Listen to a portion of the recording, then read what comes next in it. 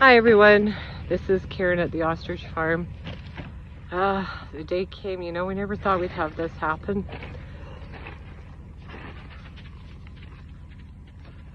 If we ever needed anybody's help, it's today.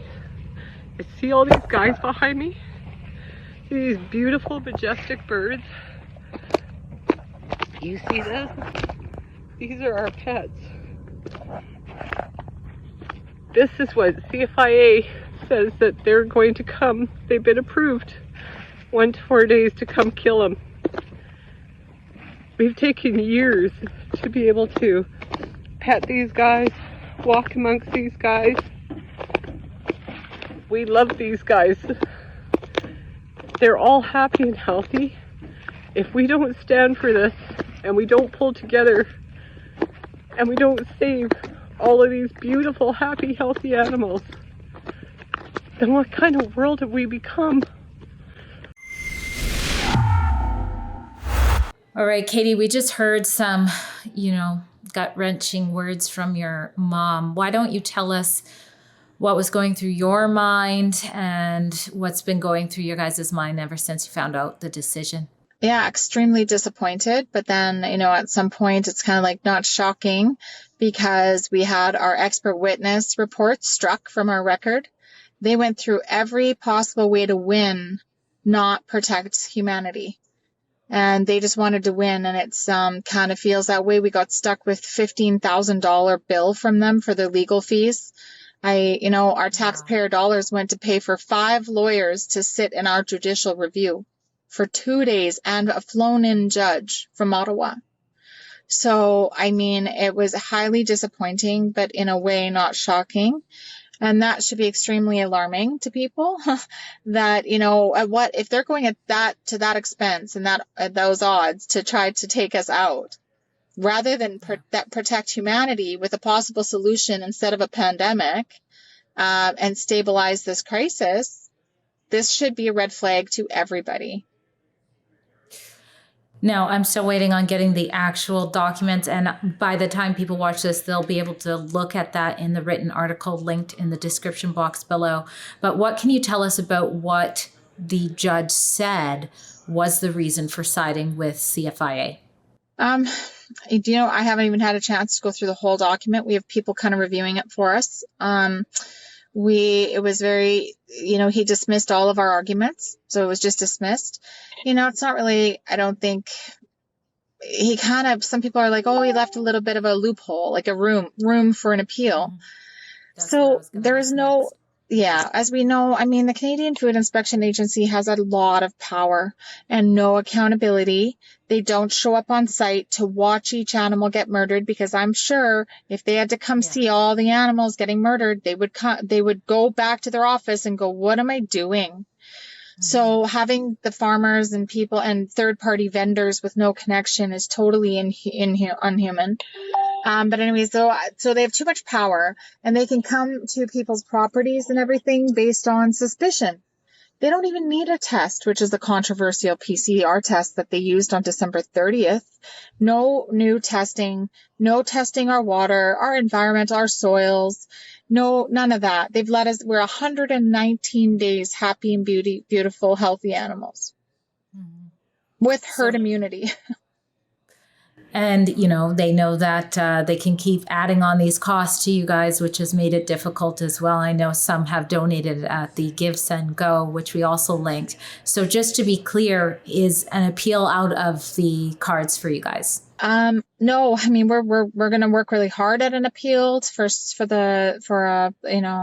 Supreme Court level, but the call order is now on. And we've got notice that the Udachina landfill is preparing. They've been told to start to expect our carcasses in 1 to 4 days. Now let's talk about that. Sorry to ask you this, but what does that mean? How does that look? How do these healthy, very large animals get slain, and who does it exactly?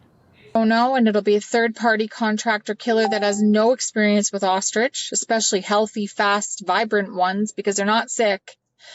I'd like to raise the concerns of over these landfills and the transportation and the materials. And I think that people need to be very concerned over biohazardous waste traveling along all of our roads and getting buried in, okay to be buried in landfills. No environmental impact studies, watershed studies, allowing these carcasses that are supposedly super diseased to be buried in our landfills with these workers and everybody there, that they're going to be handling it. They're going to be exposed.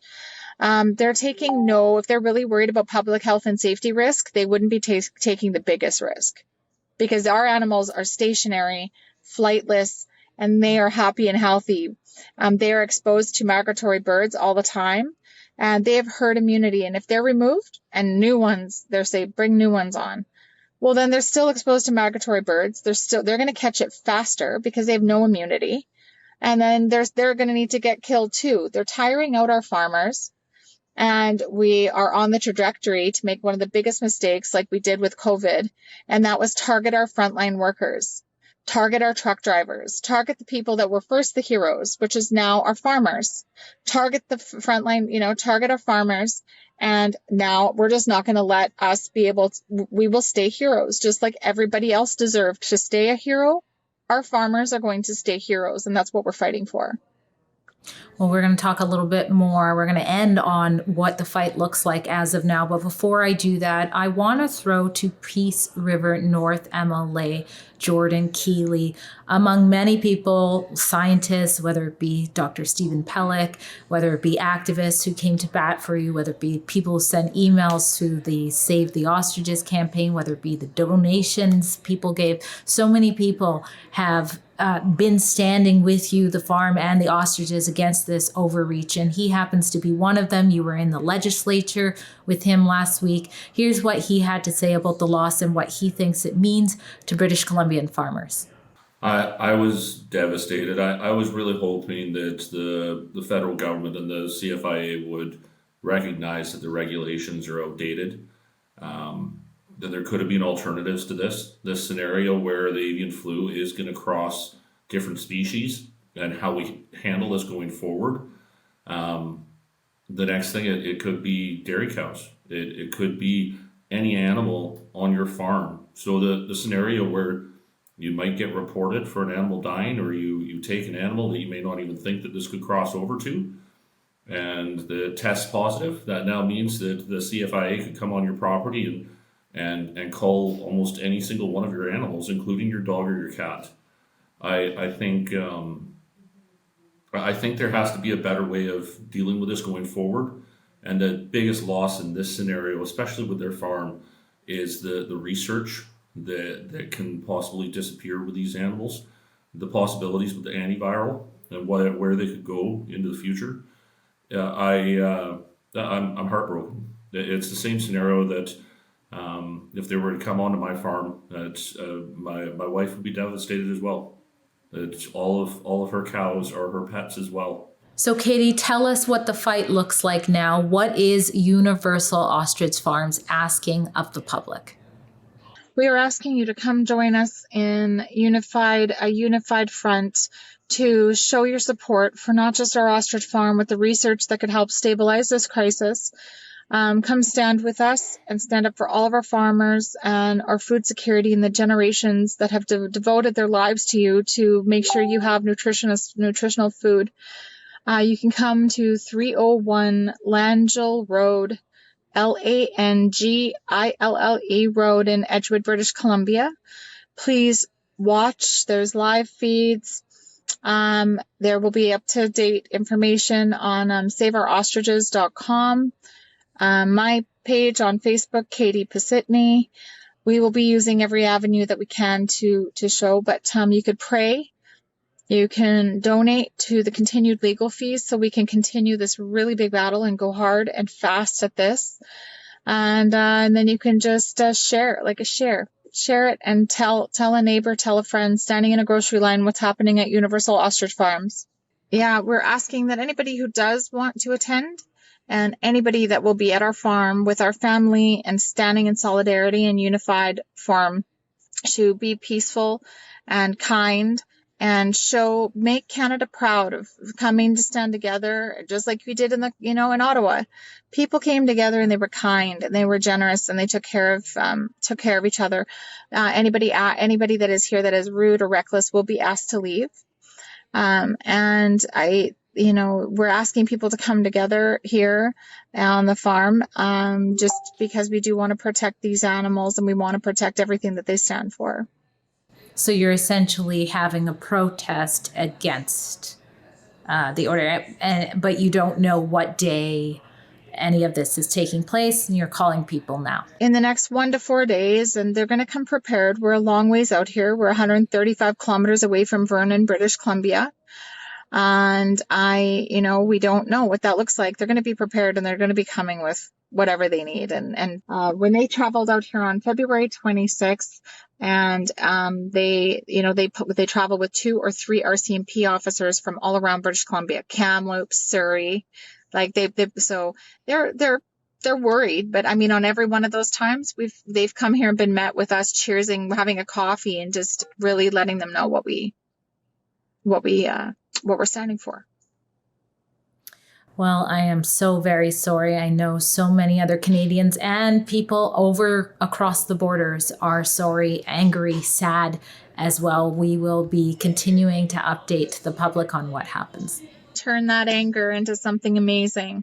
And you can also go to Prevent Genocide 2030. Save Our Ostriches. But there's letters pre-populated, the one-clicks, and they're there for us. We just got somebody to do them up. So you can go there and send as many letters as possible. So turn that anger into support. And let's stand together and show that we can all make something really good happen here still. And we want to make sure that the public and officials are aware of what they stand for as well. Against government overreach and for farming sovereignty. That's why right now I am figuring out my way to Edgewood, BC, the ostrich farm. It's an 8-hour journey, one that my car won't make both ways, so I have to rent a car, and there will be a modest stay for however many nights I have to stay to make sure that whatever happens there doesn't go down in the dark and that you and others can see it. So if you appreciate that, please remember that none of what Rebel News does is done without donations from people like you. Please go to our special website called SaveTheOstriches.com to chip in to cover my expenses. And while you're there, take 1 extra minute to click on our pre-written email to the CFIA and other officials demanding they back down. Again, that's SaveTheOstriches.com.